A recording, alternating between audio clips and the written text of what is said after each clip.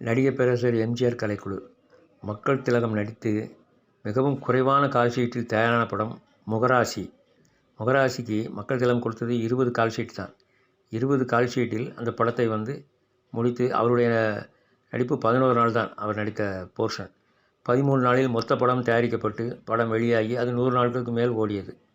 சரி நேயர்களே, இப்பொழுது எம்ஜிஆர் அதிக கால்ஷீட் கொடுத்து நடித்த படம் எது என்பது அது மக்கள் திலகத்தின் ஒளிவிளக்கு.